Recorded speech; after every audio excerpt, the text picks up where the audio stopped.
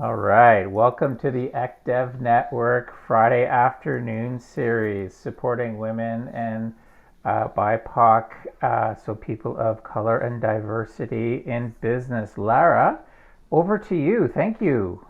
Well, thank you and Bob and Sana, Brandon, Sue. It's great to see you and Harumi and Carrie. Really excited about this conversation.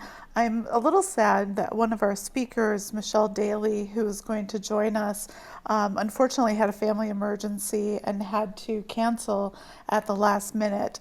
But that being said, I think we can still have a really productive conversation today. Um, Let's start out with some statistics because I think this is really telling.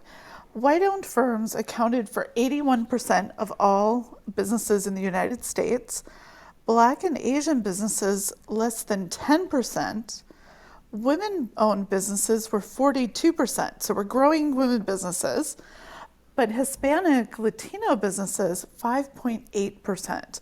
So we definitely have some work to do with our BIPOC business community. And for those who aren't familiar with the acronym BIPOC, it stands for Black, Indigenous People of Color.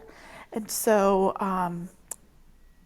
we have a lot of work to do. So, a few things we can do to support our women and BIPOC businesses. First, buy women and BIPOC businesses when we're going out for lunch, when we're looking at ways to buy gifts. Always think about women and BIPOC businesses.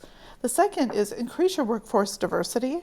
That will always continue to grow the ability for them to become entrepreneurs or us to become entrepreneurs. And we want to diversify our supplier pools, especially those of us in government. And if you have an opportunity, Harris County, Texas, has done an outstanding job in putting together an analysis of their procurement and how little was going to diverse suppliers. And so they are in the process of completely revamping the way that the county is procuring. Of course, we also want to meet with and support organizations that support women and minority businesses. And then, last but not least, as economic development professionals, we always need to learn to be better allies. And so, with that, I'd love to start the conversation by hearing from Sana. Sana is a woman business who now is an economic developer. So, Sana, I'd love to hear from you your thoughts on um, what economic developers can be doing to support women and BIPOC businesses. Thanks, Laura. It's an interesting component, right? As I had transitioned from business owner to economic developer, gosh, there's, you know, just so many intricacies. I think about even with the shutdown, and then we had a program here called Five Star, or Level Up, as it was in our community, which allowed folks to operate at a higher capacity if they could show that they had met safety standards. And I think about even that simple thing where we are rushing to get this done, to get businesses open as quickly as possible. And one of the biggest conversations we had was around we didn't get our translation services done quickly enough, and we communicated everything in English. And it really put, especially those that have English as a second language, back behind everyone else because, the information was written only in English. So we really worked on how do we make sure in support in that space. I also think as economic developers, um, I had owned a restaurant, so married into it, and we had never thought about, oh, do we go ahead and get certified as a minority-owned business, women-owned business, those aspects, and I think this is the time, right, when we look at so much of the federal dollars, SBA support, even at the state and local level. Um, they're really targeting at women, specifically in BIPOC business owners, and how to support them. That the certification process now is important to have, and have gone through that process. So I would say those are two that I can think of, and obviously venture and angel investments to women owned business firms is one of the biggest challenges we're seeing here locally. I think those things, and how do we make sure and connect those? Because in our community, what we find is that when a venture capitalist is interested in supporting your business, they typically ask you to move out of Fort Collins. We're about an hour north of Denver, and move to either Denver or what they see is more of a startup community of Boulder.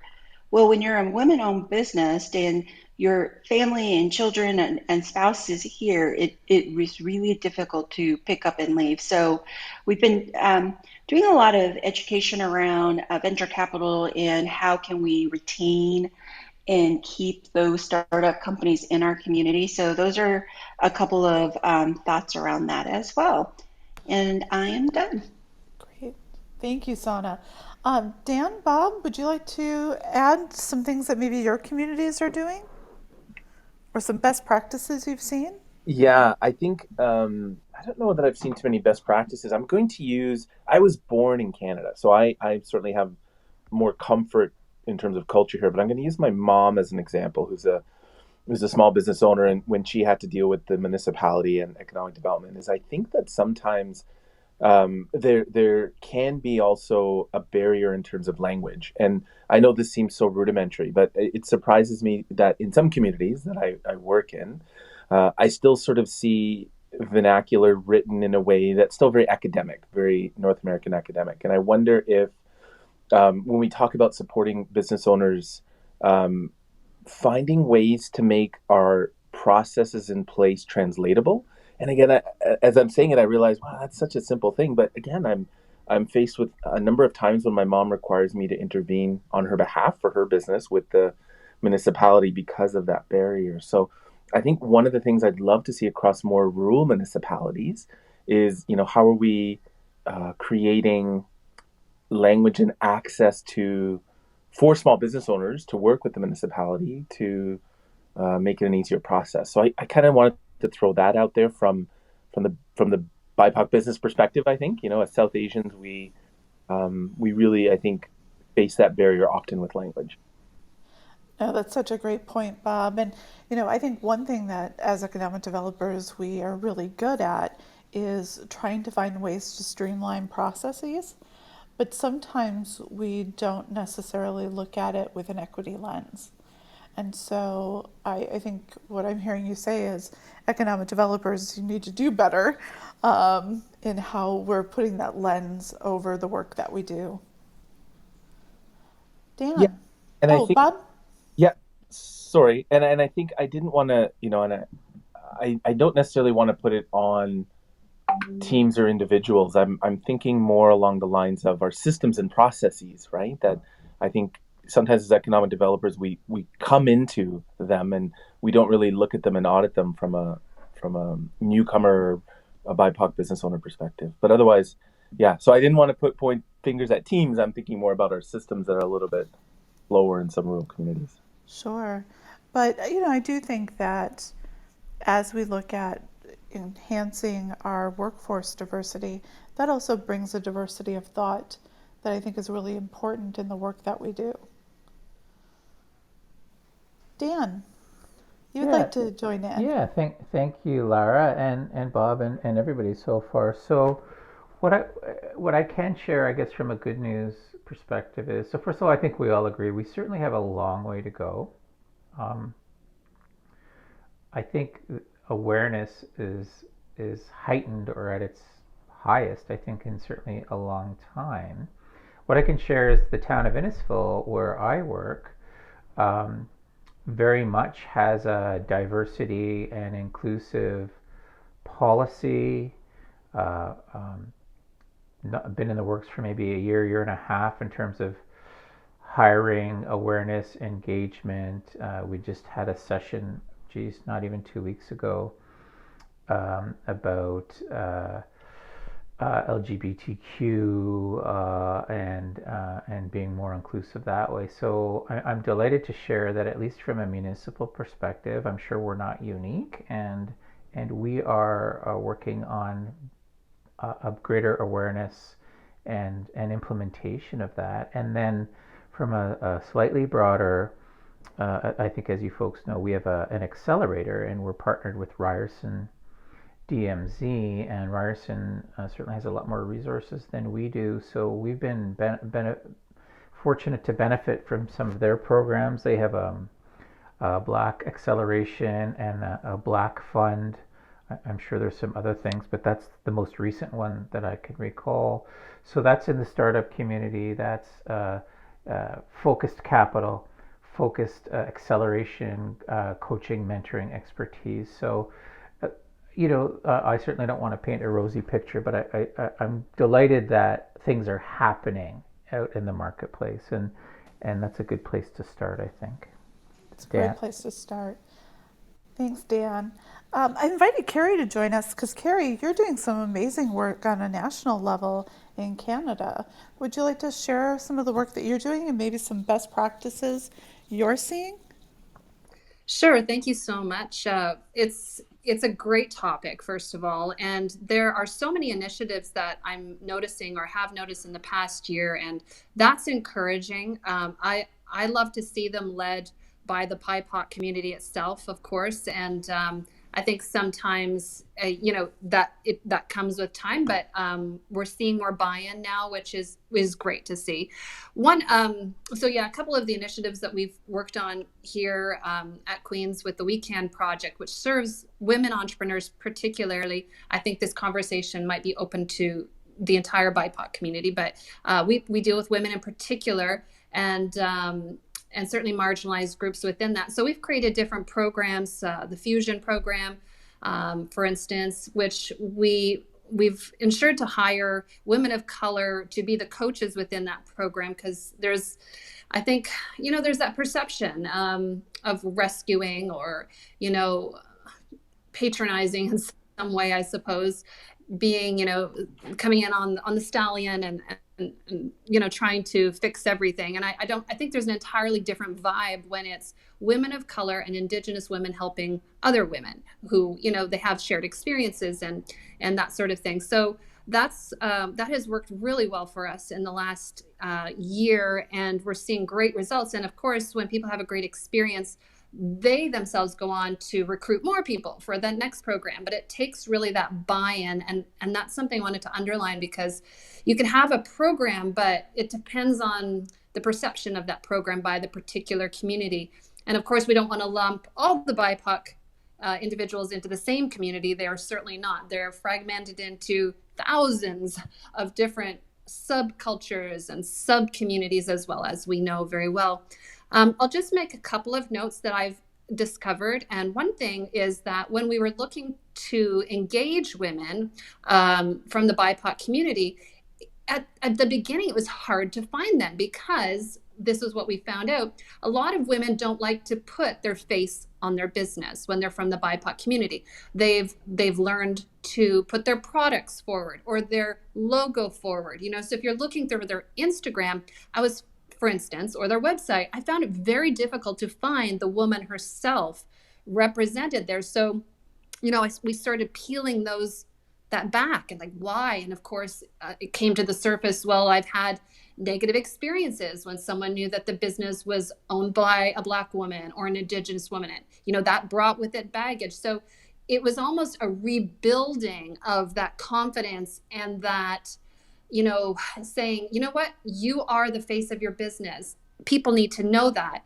And I'm a part of another group called the Female Collective out of New York City, which finds that there's specifically 82% of women would buy from women-owned businesses if only they knew they were owned by women. So again, this is a larger issue of women hiding, not putting themselves forward. So even to find people for some of these programs was initially a challenge for us. So we've been doing a lot of building with the BIPOC community to say, no, there's an advantage to letting people know, because right now I think there's never been a better time. People are looking to buy from some of these marginalized communities because we have now become more aware than ever and are looking to support. And just as women are more likely to support other women when they know that the business is owned by a woman. I believe the same is true in the BIPOC community. So my name's Carrie. That's all I'll say for now, but I'm sure I'll chime in later. Carrie, that was great. And it actually reminded me of my holiday season where I, specifically being in economic development, knew a number of women business owners across the country and bought all of my holiday gifts from women business owners. But as local economic developers, we can create business directories where we can showcase the various women and BIPOC businesses in our community. Um, Brandon, I saw your mic come off. Would you like to join in? Sure. Yeah, I was applauding in a small world. Hey, Carrie. I'm not sure. I used to work for Tourism Kingston, and I went and presented to one of Carrie's public relations classes when she was at Loyalist. So I just hopped over and checked out the weekend Queens U. Super cool. Great way to profile women, people of color. Just yeah, really well done.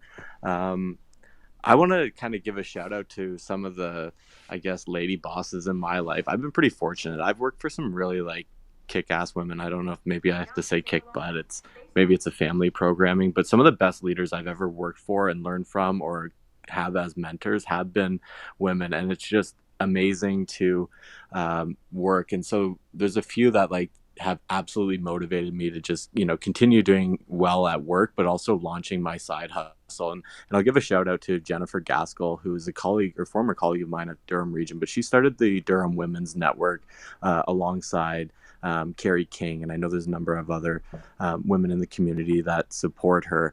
And so it's a really great way for, women entrepreneurs, women in business. So it's really a networking gathering. They created a Durham Women's Network shopping guide over the holiday seasons, I believe the last 2 years. And in addition, Jen has also launched a digital branding. Well, she's launched so many businesses. One, I was like, I had to have a scale up or a skill up call with Jen to be like, how do you find the time? She's marketing manager at Trent U. She's got mom of 3 kids. She launched Pink Palm Travel Company, Babes Who Brand, the Durham Women's Network. So Babes Who Brand was actually 3 colleagues of mine or former colleagues at Durham Region. 2 of them left the region, went on to bigger and better things, and Brooke is still there. But Brooke, Elise, and Jen kind of make up Babes Who Brand. And as I've been looking to skill up myself and properly set up my business, they have an online subscription service that's all about digital marketing, branding, kind of leveling up, creating the foundation. I think so many people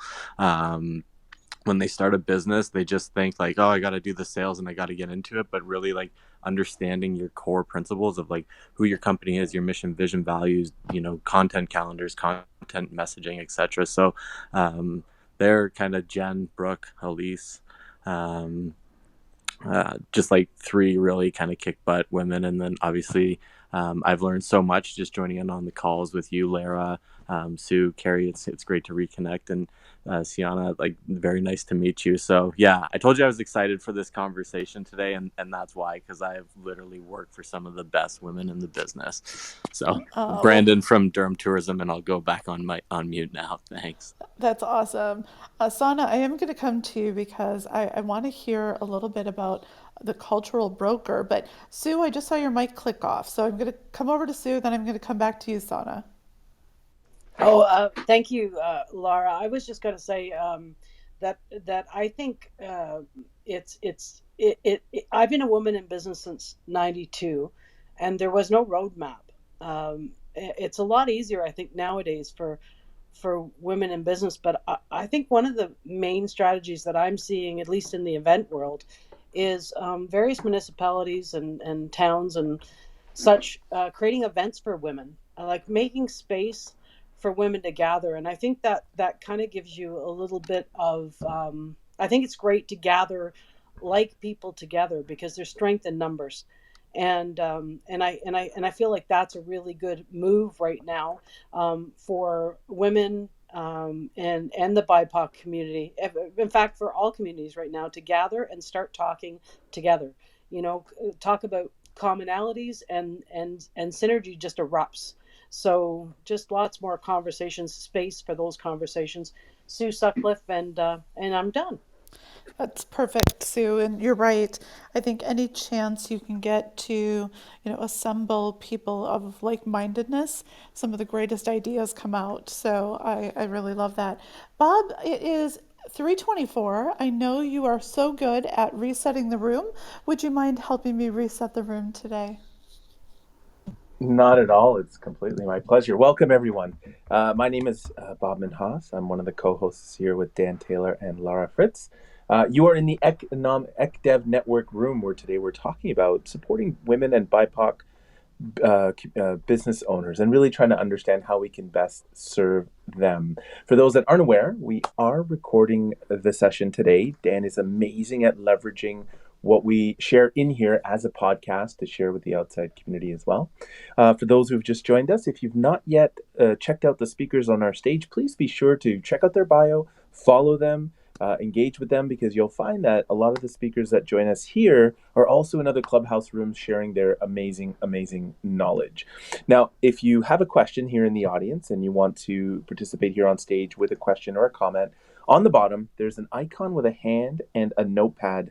If you press that, that raises your hand, and myself, Lara, or Dan can easily bring you up on stage. If this topic is really generating some thoughts inside you and you're really thinking about inviting some coworkers or associates or friends or family, you can use the plus button below to ping and invite those on the Clubhouse channel to the chat here as well to participate. And finally, if you are on stage or if you want to join us on stage, just keep in mind that as soon as you jump on stage, your mic is hot or open, so you want to hit mute as soon as you can. And if you want to participate in the idea of clapping or acknowledging what a speaker has shared, pressing the mute button quickly indicates clapping as well. And then finally, once you've shared something on stage, please do feel free, as you've heard already, folks finishing their thought with their name and simply saying, "I'm done speaking." That allows other speakers to know when they can pop in. And it actually is helpful for those using augmented devices to participate on Clubhouse. That's all I have for the reset, Lara. Did I get everything? I don't think we missed anything. I think we're... No, that's fantastic. You're so good at that. My pleasure. Thank you. Thank you. Sana, I would love to hear about the cultural broker. Thanks, Laura. I would want to share that Shannon Hine, who just joined, I think she's listening in, helped really support this. We had learned about a cultural broker actually through our Latino chamber in Boulder as a best practice. And, we've been trying to work and really get to understand who in our community were minority people of color, and it was a great opportunity, and we've been working on it for quite a while. And this idea of this cultural broker, where you bring in somebody who is already trusted in that community to help you with the messaging, was really important for us, especially as COVID happened and the amount of resources that were available, but not a lot of folks were taking advantage of the resources. Early on when Shannon and I were really trying to really engage with our business owners of color, there was like, "Oh, you're from the city. Why are you here?" And so it was about building that trust. And so we ended up hiring what we called a cultural broker, and it's a trusted person in that community, and it's a way to also pay them for their work. How many of us have asked trusted members of our community to help us break into, a different group, or allow us to network with folks? And so this allowed us to also pay for their expertise, because I think that's the biggest piece that we as economic developers, we do a lot of leveraging, but how do we then pay them for the work that they're doing? I think about even being able to speak multiple languages, and that opportunity is a very specific skill that is hard to find. And so making sure and having that opportunity. So we brought in a cultural broker, as well as hired a bilingual business specialist specifically to work with our Spanish-speaking businesses to help and support around technical assistance. So I wanted to share that, and would love to go ahead and give that platform to Shannon to provide. And then on the women's side, I think the idea of networking, but also mastermind, sharing what you've learned and sharing best practices and really supporting each other in a business is a huge piece that we've seen success in our community, specifically in Colorado for. So with that, I'm Sana, and I'm done speaking. Fabulous. Shannon, would you like to add any additional insight into the work that you did with the business broker? Hi there. Yeah, thanks for having me. I would just add, Sana did a great job of really captivating that work, and a lot of this was really her vision. So I just thank her for that and her leadership in this space. I think the other thing is just messaging to leadership that, as Sana said, one, this costs money and deserves investment, and two, takes time.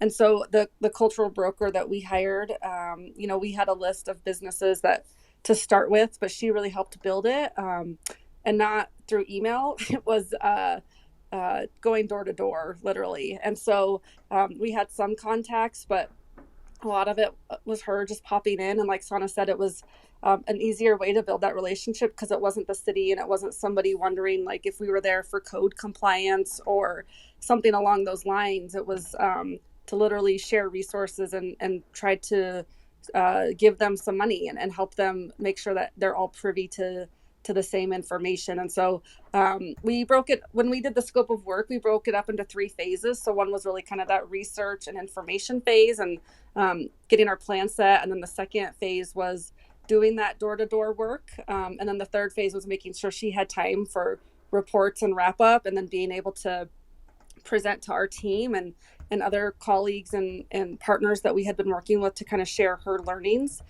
so that we could move forward in an even better way for our next project. That's awesome. I love it.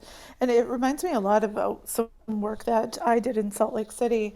So during a business visit, as we were out doing retention visits, I was talking with a major employer in the downtown, and he was sharing some frustration his company had in retaining BIPOC business leaders within their company. And part of the reason was they never felt connected to Salt Lake City. They would come in, it would be their most requested location because of the natural beauty and the outdoor recreation. But after 2 years, the minimum 2 years they had to put in Salt Lake, they ended up transferring out. And so that cost the company a lot of money, and he was really frustrated by this. And so I approached James Jackson from the Black Chamber in Salt Lake City and said, James, what can we do? And James, always being a problem solver, did something pretty amazing. He went out to all of the ethnic chambers in the community, and with a small contract from my department, was able to put them all on a same content management system that all fed to a website. And the website then was broken into sort of 3 categories. The first being businesses, the second being ways to volunteer within the community, and 3 were events targeted towards the BIPOC community. And it's a website called Living Color Utah, or I think it's actually livingcolorut.org. And it's still going strong today. And the CEO of this particular company, when we went back to share with him that we had heard his concern, we had developed a solution, and we gave him a stack of 100 flyers, he was so happy that he included in all onboarding information about the Living Color program. So what started out as a website has grown now into an event that takes place once a year, where the ethnic chambers award members of the community, of the diverse community, for being involved in the community. It's pretty exciting, and I'm really proud that we were able to start that initiative. Brandon, I saw that your mic had come off. Yeah, thank you, Lara. And I just wanted to emphasize a point that Sienna made about paying for services and understanding your value. I think that is so critical in any business. And as economic developers or people in tourism or working in small budgets, I think collectively in this group, we all know how to leverage a dollar. And, sometimes you wish you had more money. And I say this all the time, especially when we're working with different partners or contractors or influencers. It's like, send me your brand package or send me your sales package. And I know there's been a few times where the number was too high. And I was like, honestly, I'm like, our budget isn't there, but I appreciate your value. We're clearly going to have to tweak what we're going to request from you on your end, but never undervalue yourself or your time. And I think it's super important advice for anyone that's in business to just know what your value is. I've had calls, influencers, and I try to give advice too,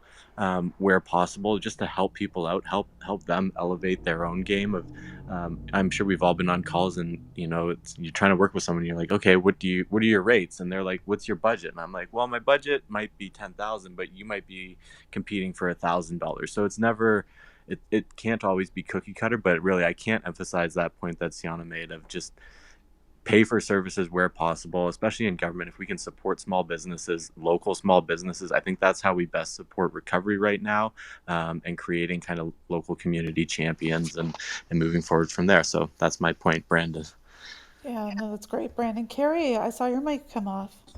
Yeah, I mean, I just wanted to pick up there as well, and also echo the note you made about the directories. I think it was Laura, adding value to the BIPOC community in resourceful and creative ways. I think can go a long way as well. I love the example that was given, the website that was created as well. One thing that we found really helpful, because of course we don't want to assume what is of value to people. It's great to ask them. And so what we found when we talked to women was they didn't have headshots, and we said, why aren't you putting your face on your about page and stuff? They're like, well, I don't have time for headshot, it's too expensive. So we're like, well, let us set up a day, and you can all come in, and it was just so well received. They had professional photographs, like I'd never, like, so happy.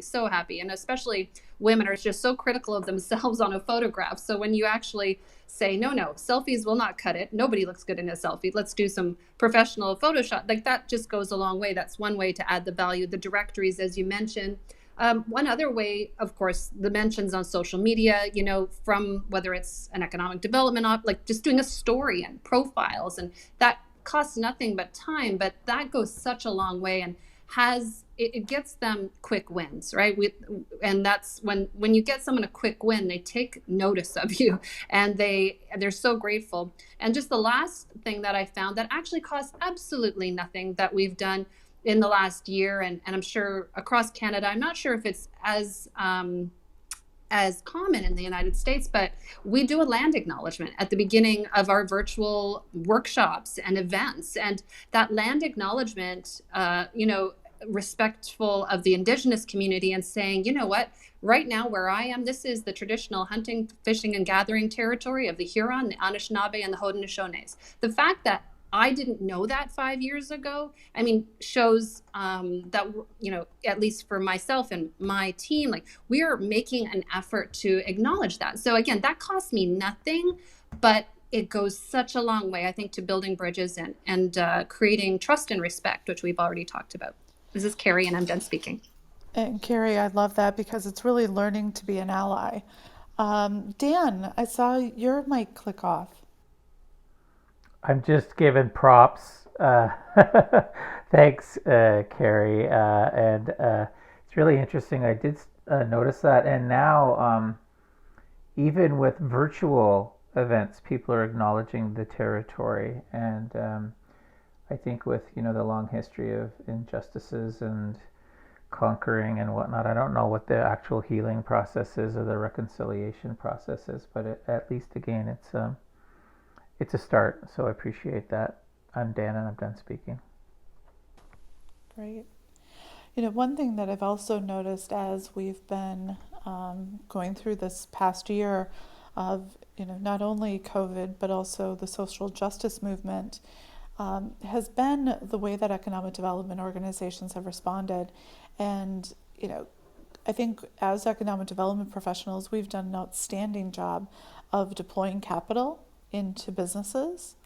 But I think that, again, we maybe could do a little bit more in helping with training.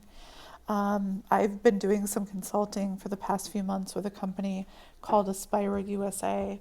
And Aspira was founded by Michelle Daly, who is going to join us today. Unfortunately, had a family emergency, but he wants to come back because he does want to talk with everyone. And what his real sentiment was is that municipal governments have not been able to provide the level of training BIPOC entrepreneurs need. And so, what the company has done is has created several programs to assist entrepreneurs in moving their business forward. So, the first program that they've created is a program called New Dawn, New Day, and it's geared toward helping companies identify where they're at today, help them put a plan for recovery, and then assisting them with actually implementing that plan. They also have put together entrepreneurship workshops on everything from how to market to financial service literacy, or how to read your financial statements. And then, last but not least, they've created a one-year mentoring program to tie business owners together. So if you're a food truck entrepreneur, you are tied with an entrepreneur who's in the restaurant industry. And that's really an important aspect to make sure that there's some accountability in building their businesses and or recovering from this past year. So I just think that as we look as economic developers and how we can help women in BIPOC businesses, one of the ways is to deploy training programs to make sure that every business has the opportunity to succeed. And Sana, I know that Fort Collins has been doing some amazing work around supporting entrepreneurs. Yeah, we're definitely still working through those processes, right? And learning from, great other great economic developers like yourself, Lara, and we've done some trade missions in Portland and others. I was going to share we've been talking a lot about what you were mentioning specifically is like being able to understand your financial statements and being what we consider document ready was a really big important piece of that. And so. I would share we're still working through that process of how do we help those businesses be document ready, and then in terms of entrepreneurship, yeah, we have such a strong women entrepreneurship group, actually here in Northern Colorado, and what I love about it is that they support each other, and they bring us in just as, hey, what are some resources? Where are you seeing big hits? Those aspects, and then you know. I think the biggest piece is sharing where their challenges are. As I mentioned, what we were hearing a lot from our women entrepreneurs were specific to, hey, I have been able to raise funds or I've had a VC look at me and my biggest challenge is they want me to move out of Fort Collins, and I just can't do that with my situation now, right? Nor do I want to. Yeah, I think it's a choice, right? Component as well. So, those are aspects that we're really interested in. How do we help and continue to support, especially as we've seen so many women leave the workforce? And when we talk about the wealth divide, whether it's gender or racial wealth divide, we talk about business ownership and entrepreneurship and that opportunity. I would say that's where I'm blessed to have worked and owned a business, and I have still all the scars from owning those businesses. And when COVID happened, the first conversation my husband and I had was around, wow, could you imagine if we still owned our business? What we would be fighting it for, and how do we survive? Which was super helpful in helping us really identify what do our businesses need right now, and what can we help them with in the future, right? So there was a discussion around mentorship in April and May of last year, and tying that with the grants. And, This is where that business experience, I think, was super helpful to say, I'm not sure if right now is the right time because those businesses are just trying to survive. So how do we help and support in that? And this is Sana, and I'm done speaking. Thanks. And I love that concept, Sana, that you were talking about of document ready, because that really was sort of the impetus behind the founding of Aspire USA. And one of the contracts that they have is with the city of Richmond, their procurement office, and it's their Office of Supplier Diversity. And they found that businesses just really weren't ready to become vendors of the city. And so, Aspira stepped in and created a training program to help companies that wanted to be vendors get ready to be a vendor with the community. So, just one more way that, we can support our women and BIPOC business owners. Dan, Bob, do you want to jump in? I'm learning a lot just from listening because again, being born in Canada and growing up here all my life, I even as a South Asian person, I often have to look through the lens of my mom to see where those challenges are because they can be something that we almost become numb to, or I've become numb to.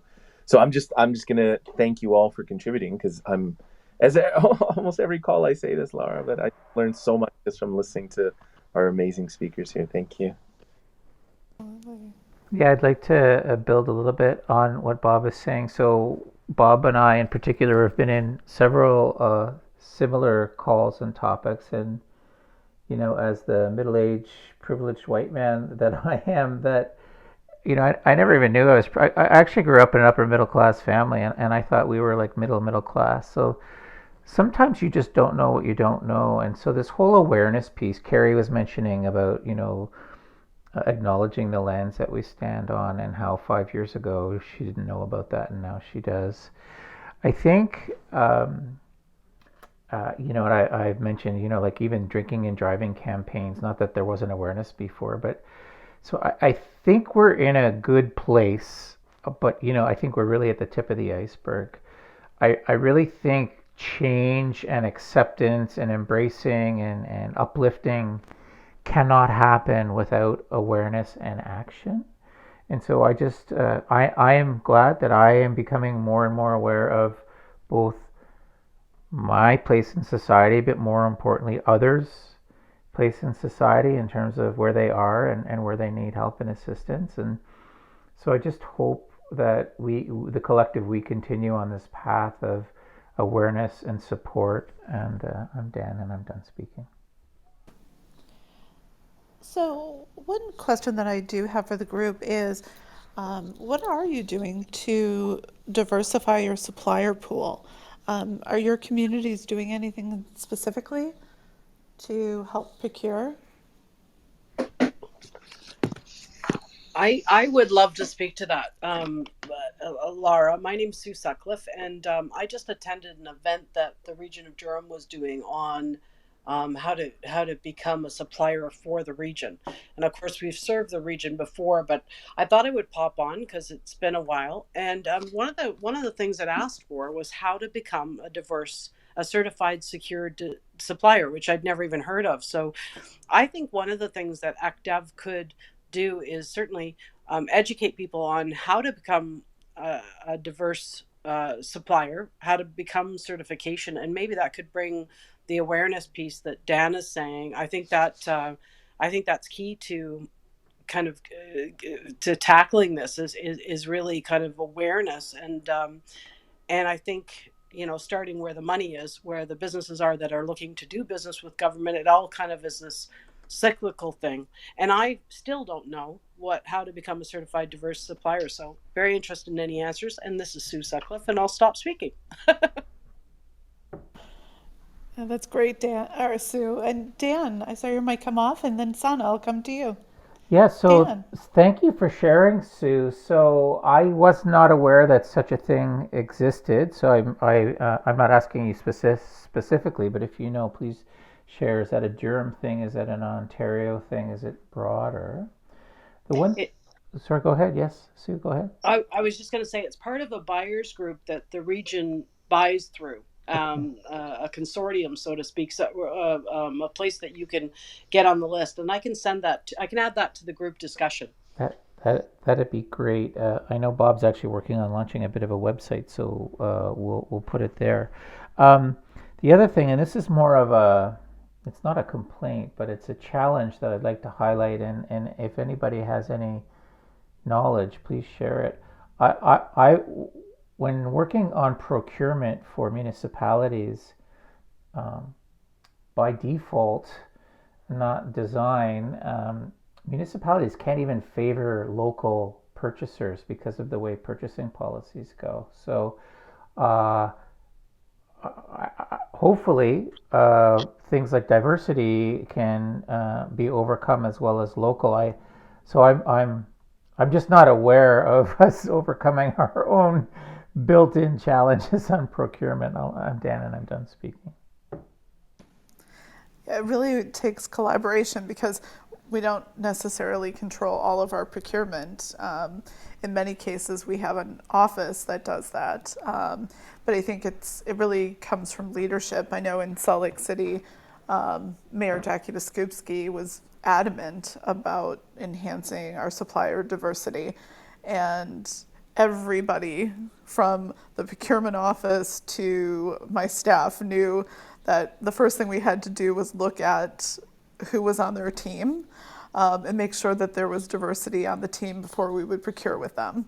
So I think that's really an important aspect, to, at least it seems like a really small step, but it can be a step forward by making sure that your vendors have diversity on their teams. So, Sana. Thanks, Laura. Yeah, I was going to say, so when I first started at the city, one of my first assignments was to create a business appreciation breakfast. We'd never kind of celebrated businesses before, and so to create this event that has 300 to 500 businesses, it was. I went and looked at what other models were being done, from our chamber and our Visit Fort Collins and other groups, and a lot of what I realized was a lot of those. Items from the floral arrangements to the little gift swags were all donated, and we were very purposeful in saying we're going to do it different, and we're really going to purchase from our businesses and support our businesses. And I would say that's an educational piece that we really tried to push across the organization, is instead of always asking that business for something free, how do we help and collaborate with them and really support in that local. And the example I give is, I want to say 2 years ago, because last year we had COVID, we really looked at how do we highlight um, with our procurement of our business appreciation breakfast, women-owned BIPOC businesses, but also through our videos and our communication of what is happening in our community and the support that's needed in that space. And Shannon's done some really good videos and other aspects in that really helped highlight that um, women and BIPOC business owners are hidden in plain sight, and they're there. We just need to look a little harder to find them and support them. So I would share that because, as Dan mentioned, we did struggle with our purchasing department and our city attorneys around specifically the large purchases. So it's what can you do on the smaller end, right? And that's even education with our city leadership of, hey, when you go out to lunch, when you're having a business meeting, really supporting small businesses and giving them that tool to allow them to really make those decisions in a more intentional way. And this is Sana, and I'm done speaking. Brandon. Great points, Yana. I wanted to jump in on the procurement conversation. I've spent a lot of time hitting my head on the wall trying to figure out why and how this works. And we had a few challenges that arose, and so I'm a big believer of problem, solution.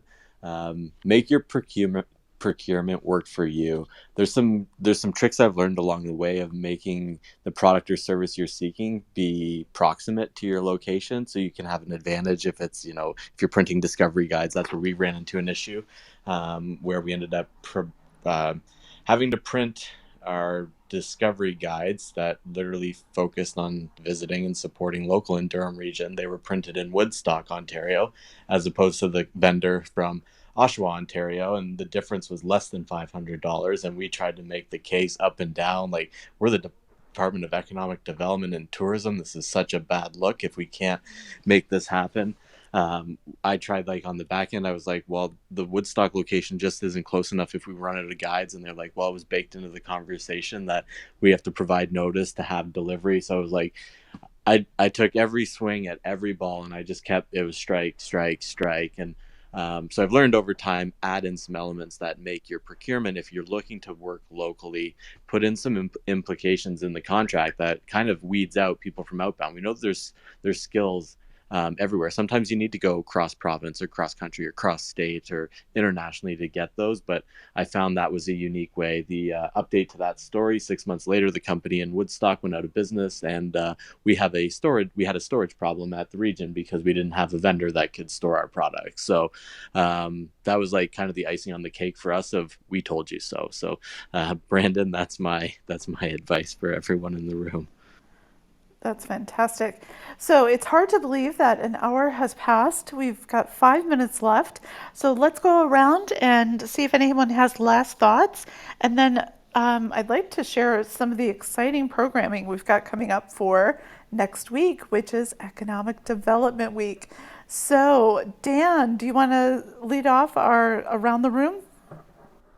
Sure. I just want to express my appreciation for folks joining the call, taking the time, and sharing their experiences. Like Bob, I learn a lot, and it's just great that people are interested in helping us all, up our game and be better in the profession and as human beings. Thank you. Bob. Yeah, thank you. Again, a really great discussion. Usually in our rooms, I'm really blessed to be able to moderate. So it's the first time that I feel like I can actually jump in a discussion. But I think for me, final thoughts would be, I'm in the work that I do, I still run across many business owners in many communities that, are BIPOC and women. And I think one of the things I've gained, or one of the perspectives I've gained is, and this is probably going to sound really naive, but I don't know that the challenges and barriers we faced are always people driven, right? I've evolved. I like to say I've evolved into an advocate of the idea of systems and policies, right? Because I think, and Brandon gave a great example earlier of a procurement system. I think we've just never looked at, whether from a BIPOC perspective or even an innovation perspective.